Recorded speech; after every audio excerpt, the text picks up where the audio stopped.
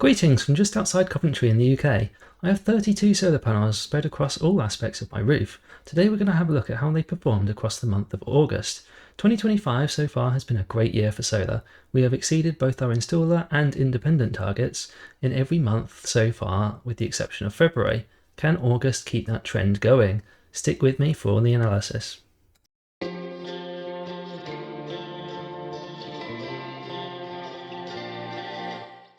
Here is an overview of my system. On the south side of the house we have 12 SunPower Maxion 3 430 watt panels. These have SolarEdge optimizers and are paired to a SolarEdge 5 kilowatt inverter. On the east and west sides of the house we have 10 REA Fusion 2 440 watt panels. There are 5 on the east and 5 on the west. Each one of these has its own Enphase IQ8 HC microinverter, which has a maximum output of 380 watts.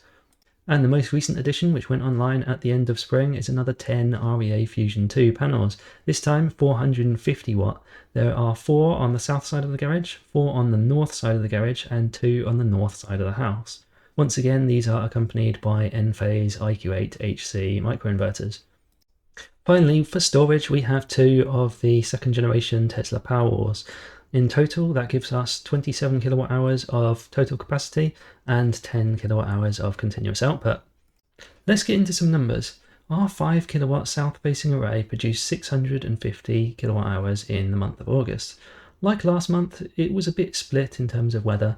The first half was solid with many days above 25 kilowatt hours generated, but the second half of the month there was only 2 which got above that number. Overall though, 650 was still a strong total, as there wasn't really any prolonged period of bad weather. It was all quite variable. With August being the 4th longest month in terms of daylight hours, the east and west array are a little down on their summer highs. Despite that, 426 is a strong result, despite some shading from the chimney beginning to come into play again for 3 of the west-facing panels. Finally, the garage and north-facing array gave us a total of 419.8. At this stage of the year, the north-facing panels are still performing reasonably well and justifying their inclusion. Of the north-facing panels, it's the ones on the garage which are doing better due to their 30-degree roof gradient compared to the 40-degree on the house.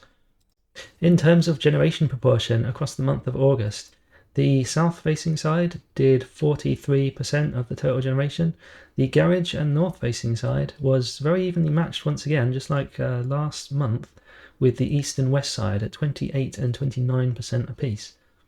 Let's look at the average monthly output in kilowatt hours versus kilowatt peak of each aspect. The south-facing aspect is performing really well, giving it a slight lead over the south-facing garage panels. The east-facing aspect is also doing really well. The west side has a slight disadvantage over the east, as in my case it's 15 degrees closer to north than south, with the opposite being true for the east. Still, the shading is starting to become a factor for some of the west panels.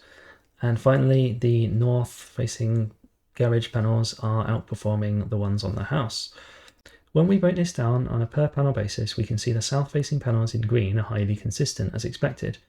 The upper 2 south-facing panels in blue are not too far off the main south-facing array on the roof, showing what a difference the height makes. Meanwhile, the east-facing panels in orange are largely consistent.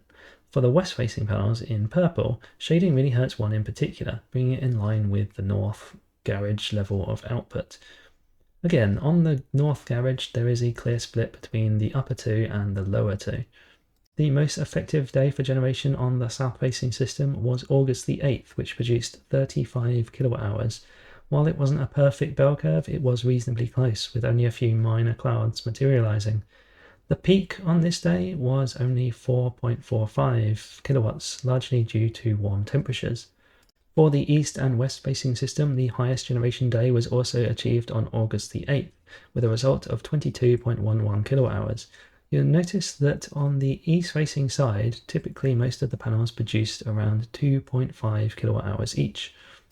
Once again, it was the 8th of August which proved to be the highest generation day for the garage and north-facing aspect, producing just under 21 kilowatt hours of energy.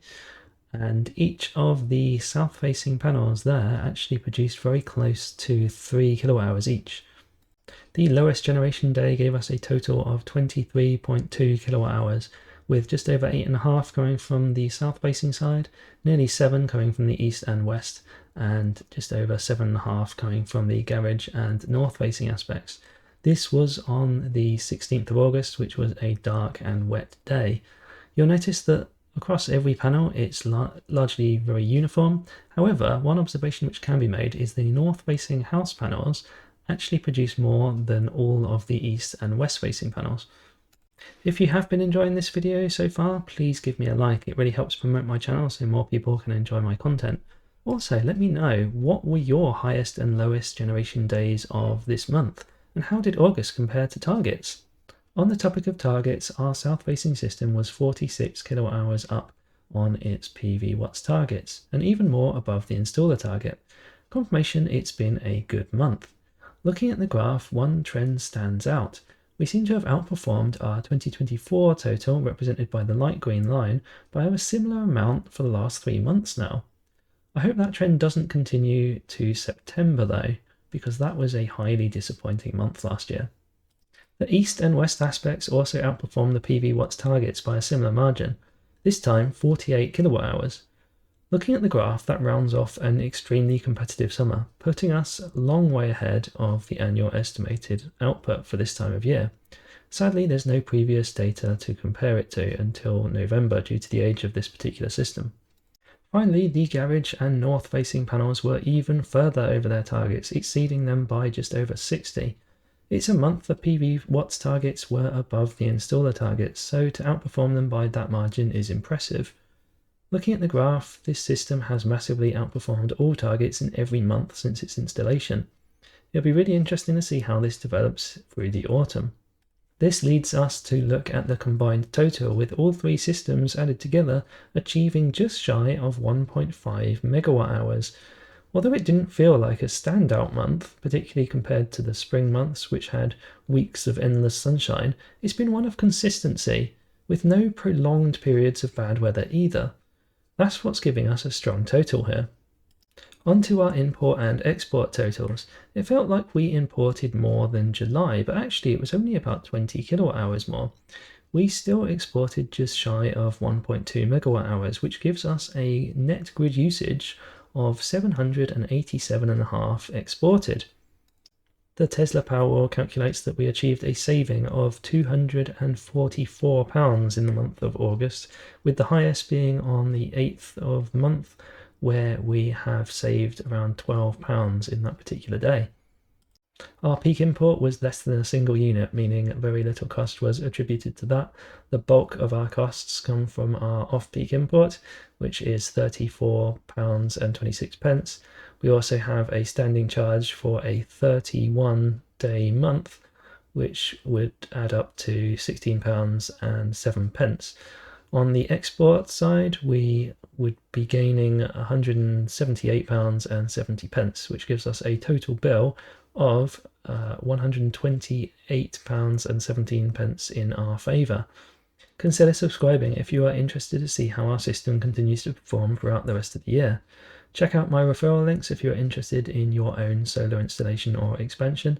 I have discount links of up to £250 off at Heatable, who did my east and west expansion, along with the garage and north aspects. As you can see from the data, they are performing really well. Additionally, I have discounts for heat pump installations from Octopus, or bill credit if you simply want to join one of Octopus's award-winning tariffs. That's all from me today. Thank you very much for watching. Let me know how your system is getting on if you have solar. It's always great to hear your stories. Hope to see you again soon. Bye bye.